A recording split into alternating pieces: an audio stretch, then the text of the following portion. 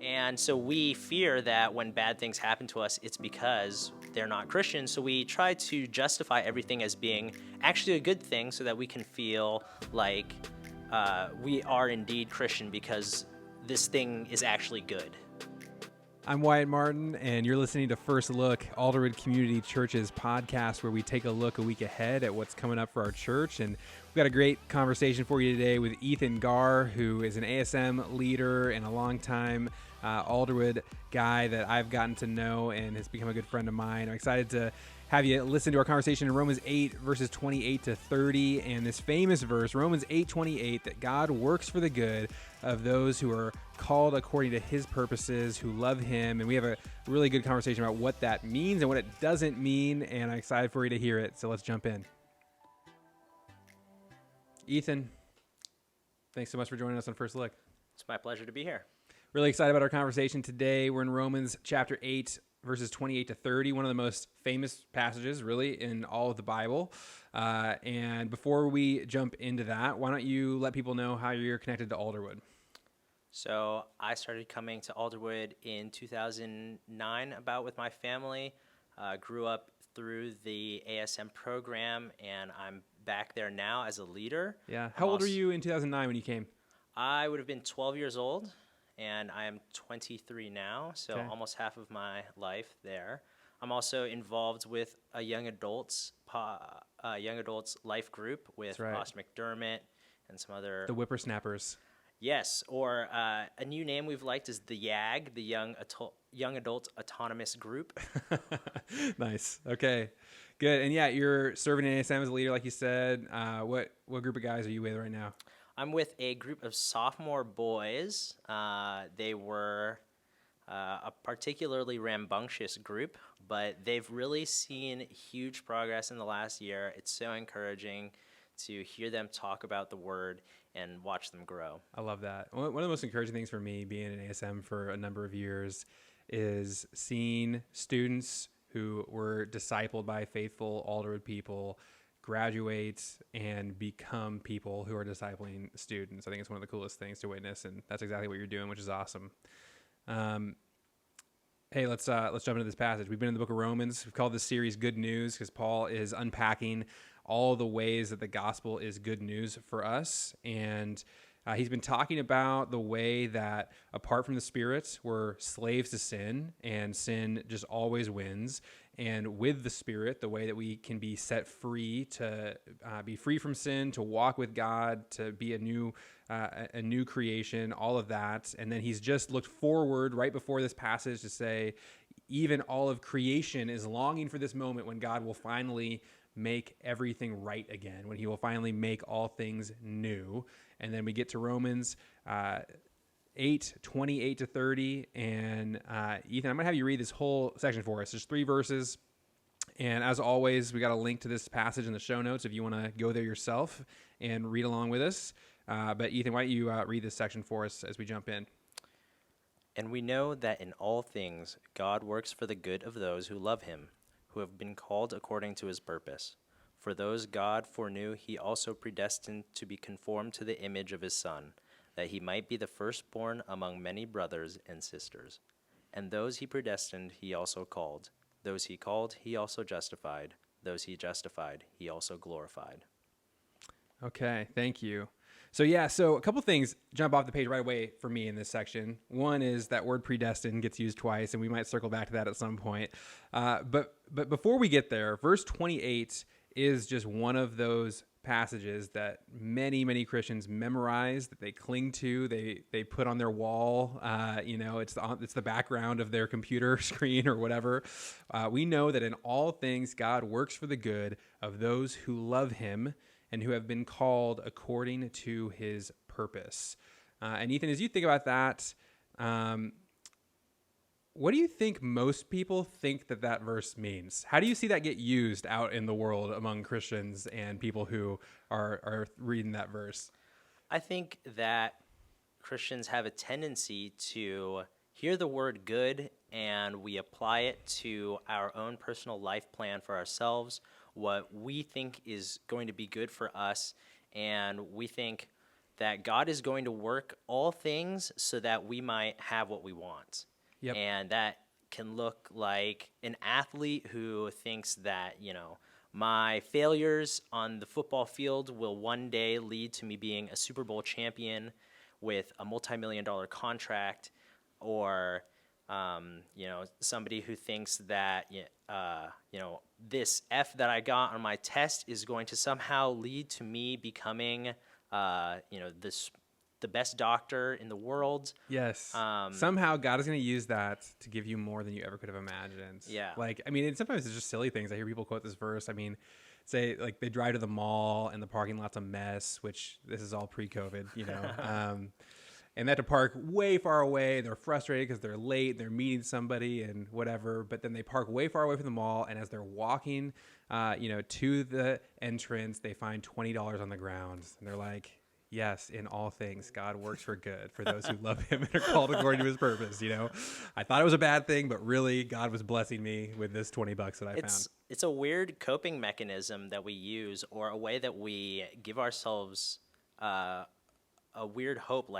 I think that, we even hope for these like bad things to happen, but that have like these Hollywood endings. Like we would crash into someone, but turns out they're like the owner of a business who has an opening for the job that we so desperately want. And somehow like this bad thing of getting our car totaled will lead to the picturesque job. Yes.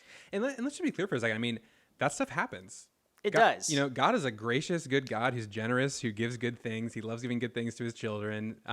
And so maybe God will do something like that in your life. It's not that he doesn't, but what do you see as maybe one of the problems of thinking that that's what this verse means, is that he takes the bad things in your life and kind of gives you earthly blessings through those bad things? Well, we miss out on the real meaning of the verse, which is something that is so much greater. It's that God works all things to make us more like his son. That the real thing that we gain is sanctification, and that our character would become more like Jesus, which is something that is far more valuable than any job or any multi-million-dollar contract might offer us. And that's not your opinion. You're taking that straight from verse 29, right? So as Paul goes on to explain what he means in 28, he says, "For those God foreknew, he also predestined to be conformed to the image of his son, so that he might be the firstborn among many brothers and sisters." So in all things, God promises to work out his purposes to make you more like Jesus, to experience more of the life in the Spirit that he has for you.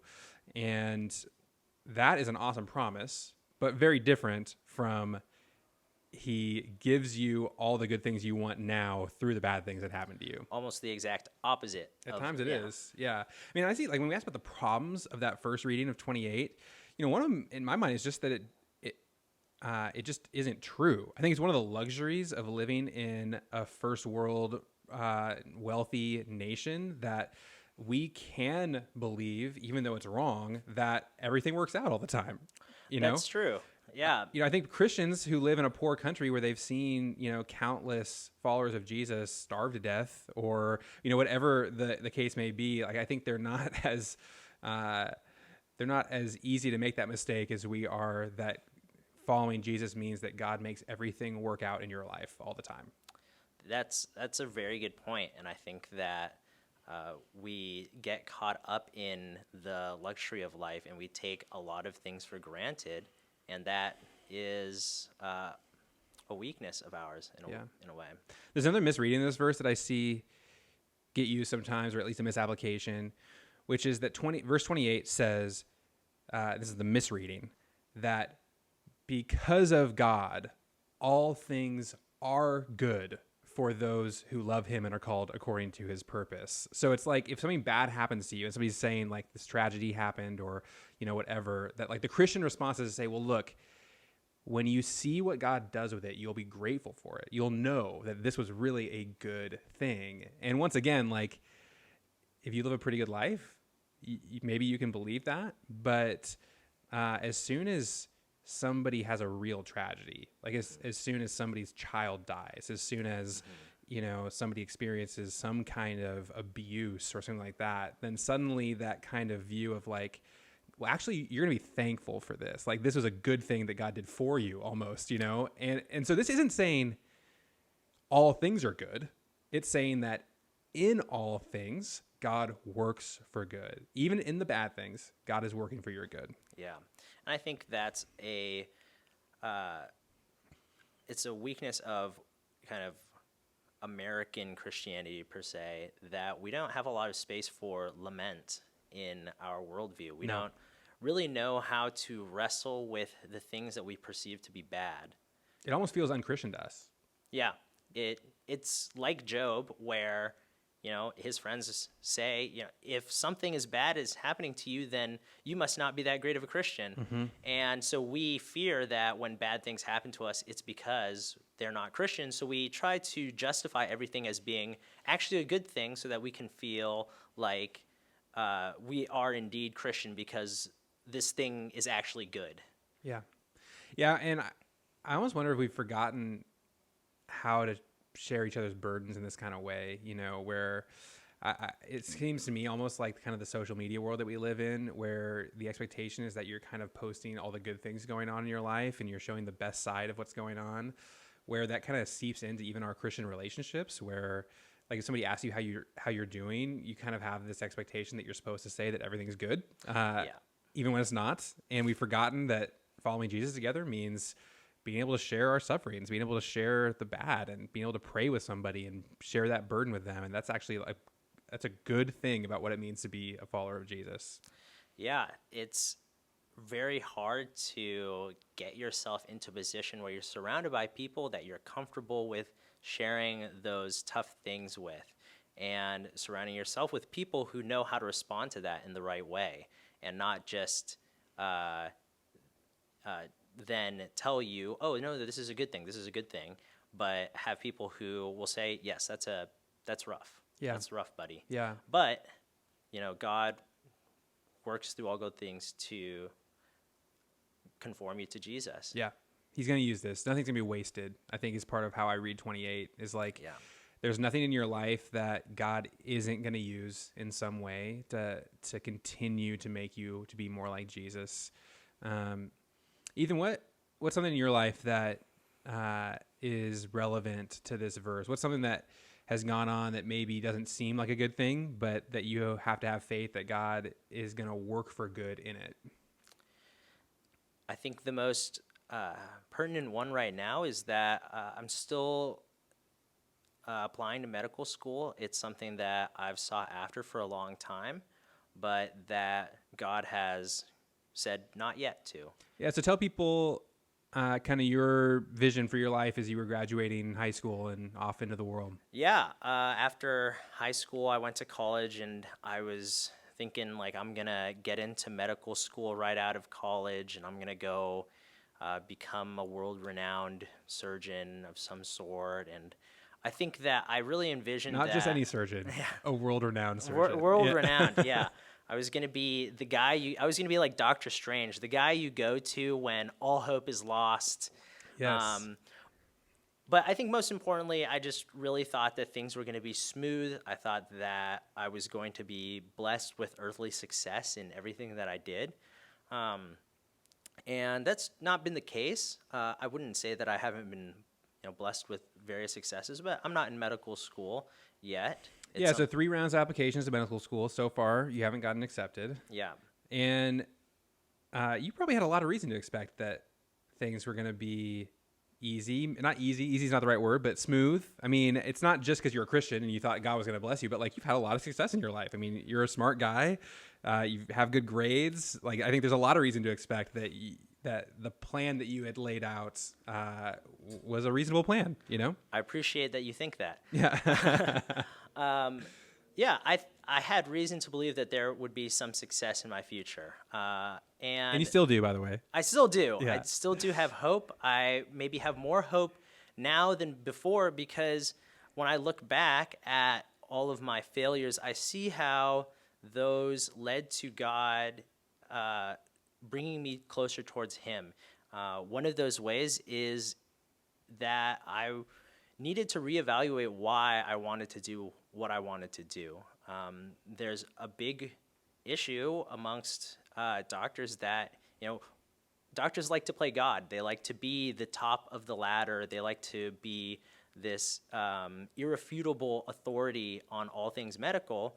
And it's something that can easily turn into an idol, the status and position of being a doctor.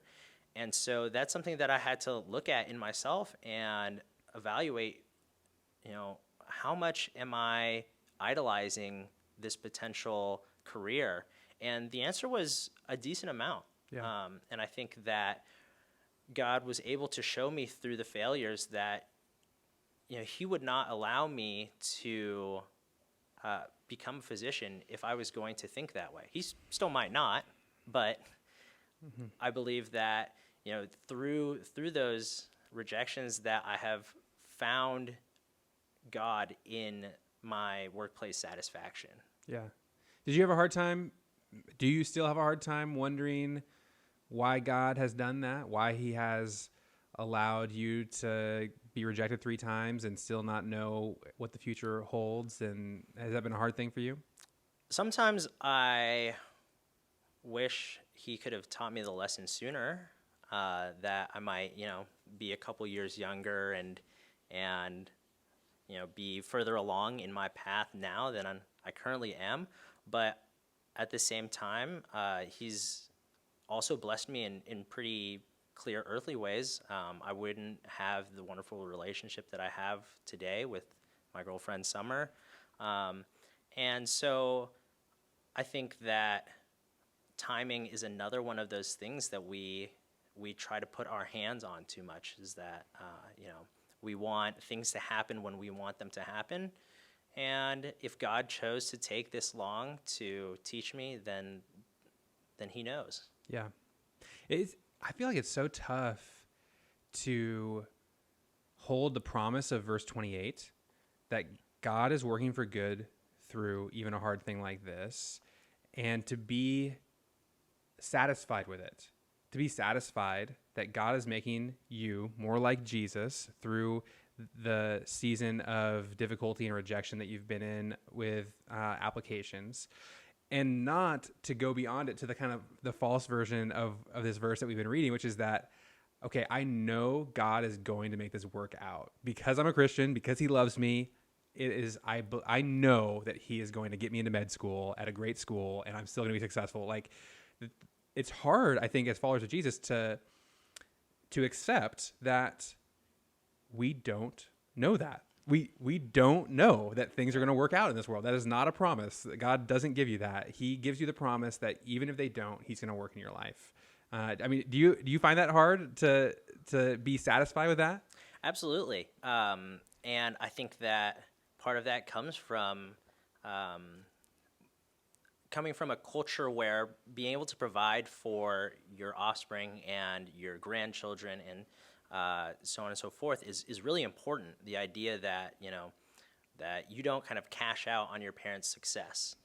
And that's really hard to reconcile, this idea of I want to be successful enough to provide for future generations, and also trusting in God to provide for future generations and for myself, where I could feel comfortable saying that, even if I am not successful financially on my own, as long as I am growing closer to God, that's a success. Yeah. And it's hard to say that because we do not value that spiritual growth very well. We can't put a number value on that, and so we really I think we have a hard time saying, oh, that's worthwhile. Yeah.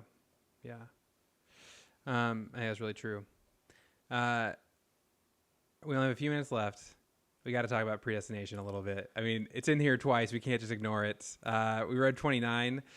For those God foreknew, he also predestined to be conformed to the image of his Son, that he might be the firstborn among many brothers and sisters. And those he predestined, he also called. Those he called, he also justified. Those he justified, he also glorified.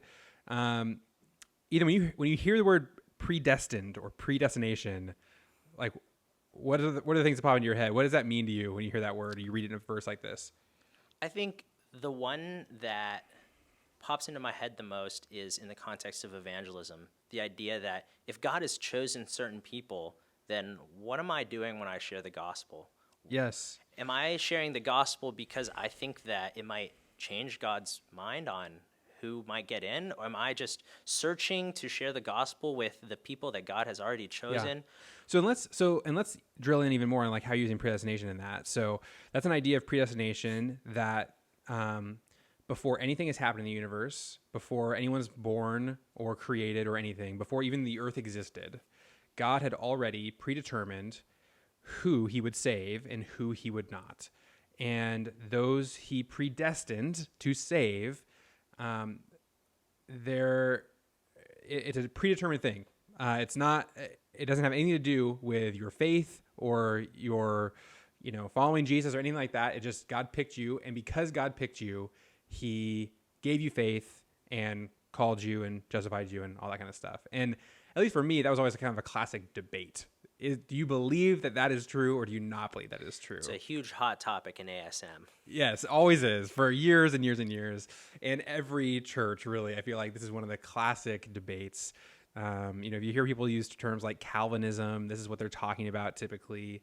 And so what you're bringing out is that if you believe that it is true that everyone who's going to be saved is predestined before the beginning of time, and that it's a done deal before we've even been born, then your question is like, what is going on in evangelism, right? Mm-hmm. Like, why is it important that I share the gospel with somebody if God already figured this out a long time ago? Right. If that person sat in a broom closet for their whole life, would God find a way to save them? Yes, totally. A great question. Interesting philosophical one. Anytime the question is, would God figure out a way? My answer is always yes. But here's what I would ask. Is that actually what this verse is saying? We're not going to solve the predestination debate today, but I do think it's important that we don't become people who like bring in our own argument to a verse and make it answer a question that it's not answering, which I feel like people are tempted to do here. And so when we think about what the Bible says about predestination, and that's the other thing I'd say is like the classic question or the ASM debate is, do you believe in predestination? Have you heard somebody say that? Absolutely. Okay, that's a dumb question. Everybody has to believe in predestination. Look at verse 29. I mean, it's in the Bible. Yes. Predestination is real, right? God does it for sure. Okay, 100% everybody has to believe in predestination. The question is, what does it mean? And specifically, what is God predestining? What is he predetermining?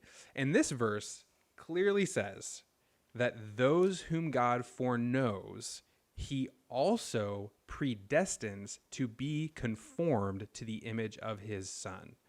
So, at least at face value, what 29 is saying is that if you're a follower of Jesus, God has known that forever, and he promises, he has predestined that he will complete the work that he started in you. He will make you like Jesus.